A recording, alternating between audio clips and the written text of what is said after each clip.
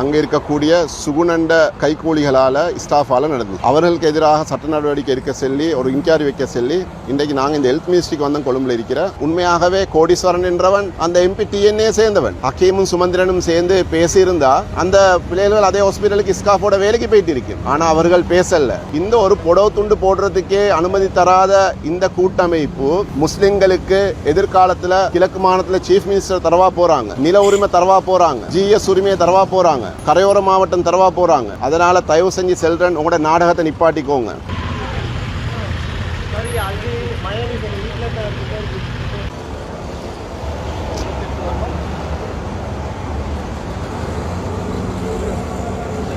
பிஸ்மில்லாஹிர் ரஹ்மானிர் ரஹீம். திங்கட்கிழமை கல்முனை வடக்கு ஹாஸ்பிட்டல் ஒரு ப்ரொடெஸ்ட் ஒன்று நடந்துச்சு. நீங்கள் பார்த்துருப்பீங்க.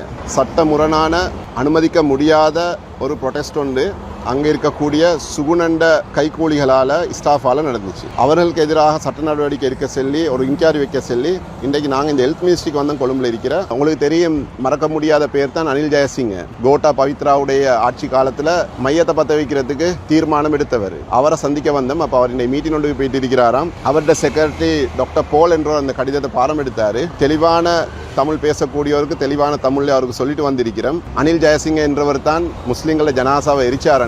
இன்றைக்கு இந்த கல்முனையில் இந்த ஹாஸ்பிட்டலில் இந்த முஸ்லீம் ஊழியர்களுக்கு நடந்த நியாயமற்ற சமம் இல்லாத தீர்மானத்தை நாங்கள் ஏற்றுக்கொள்ள மாட்டோம் என்றதையும் சொல்லியிருக்கிறோம். நாங்கள் ஏன் இந்த விஷயத்தை இன்றைக்கு உங்களோட முன்வைக்கிறோம் என்று சொன்னால், உங்களுக்கு தெரியும், சென்ற 20 வருடமா சுகுணன் பிரபாகரனோட சேர்ந்து கிழக்கு மாகாணத்தில் முஸ்லீம்களை அடக்க முயற்சி செஞ்சான், படுதோல்வி அடைஞ்சான். பிறகு 10 வருடமாக கருணாவோட சேர்ந்து அரசியல் ரீதியாக அம்பார முஸ்லீம்களை கட்டுப்படுத்த முயற்சித்தான், அதிலையும் தோல்வி காண்டான். என்றாலும் கவலையான துரதிர்ஷ்டவசமான விஷயம் என்னன்னு சொன்னால், இப்போ இந்த அரசாங்கத்துடைய ஸ்பான்சர்மாரோட சேர்ந்து கொண்டு இந்த 2 வருஷத்தில் முஸ்லீம்கள் 75% வாழக்கூடிய இந்த கல்முனையில் இந்த ஹாஸ்பிட்டலுக்கு வந்து டிரெக்டர் ஆகிக்கொண்டு இந்த முஸ்லிம் ஊழியர்களுக்கு செஞ்ச அநீதி இருக்குது. உண்மையாகவே மனசுக்கு மிகவும் வேதனையான விஷயம். அன்றும் இப்படித்தான் நாட்டில் இருந்த அரசியல் தலைவர்கள், நாட்டு தலைவர்கள், பொறுப்பான அமைச்சர்கள் பயோலஜிஸ்ட், என்வாயர்மெண்டலஜிஸ்ட் என்று சொல்லி ஒவ்வொரு காரணங்களை சொல்லிக்கொண்டு மையத்தை பற்ற வச்சாங்க. அதே மாதிரி இன்றைக்கு பணியாளர்களுடைய அழுத்தமா. அது மட்டும் இல்லாம மீடியா கான்ஃபரன்ஸ்ல சொல்றாங்க, இதன் ஊடாக சிலர் இனவாதத்தை தூண்ட முயற்சிக்கிறாங்க. தயவு செஞ்சு உரிமைக்காக பேசுறது ஒரு நாளும் இனவாதம் ஆகாது. அமைச்சரங்களுக்கு செல்லணும். யார் இனவாதம் செய்யறீங்க? யூனிஃபார்முக்கு மேலால ஸ்கார்ஃப் போட்டு போறவங்க பிள்ளைன்னு சொன்னா யூனிஃபார்மோட பொட்டையும் பூநூலையும் கட்டிக்கொண்டு போறது இனவாதம் இல்லையா? இங்க யாரும் இனவாதம் செய்ய வரல. எதிர்கட்சிகள் அரசியலாக்குறதுக்கு முயற்சிக்கிறதே நீங்க கொடுத்த இடம் தானீங்க. அப்ப இந்த பிரச்சனைக்கு தீர்வுக்கு 2 ஆப்ஷன் இருந்துச்சு. ஒன்று, அரசாங்கத்துக்கு அமைச்சருக்கு மிக சுமூகமான ஒரு முடிவெடுக்க இருந்துச்சு.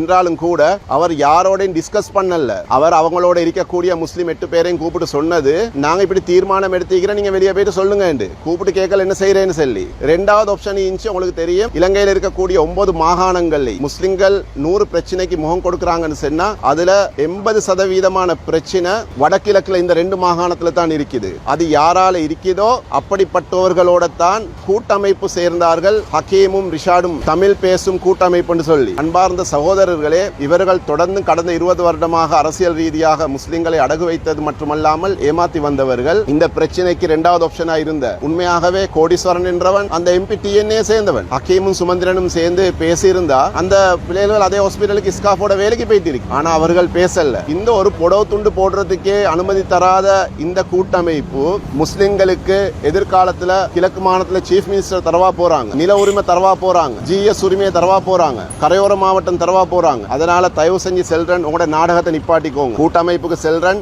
இதுக்கு மேலே இப்படி ஒரு கூட்டமைப்பு முஸ்லிம்களுக்கு தேவையில்லை. நீங்க போயிட்டு சேர்ந்து கொண்டீங்க. அதுல முஸ்லிம்களுடைய 10% உங்களுக்கு சப்போர்ட் இல்ல. ஆனாலும் வெளி உலகத்துக்கு படம் ஒன்று காட்டுறீங்களே, வெளி உலகத்துக்கு படம் ஒன்று காட்டுறீங்க, நாங்க கூட்டமைப்பா இருக்கிறோம் என்று சொல்லி. அரசாங்கத்தில் இருக்கக்கூடிய 8-9 பார்லிமெண்ட் எம்பிக்கும் நான் வெள்ளிக்கிழமை சொல்லி 5 நாள் ஆகல, 7 மணி சவால் விட்டு இருந்தோம், இந்த 8 பேரையும் 9 பேரையும் அதே ஹாஸ்பிட்டலுக்கு அனுப்புங்க.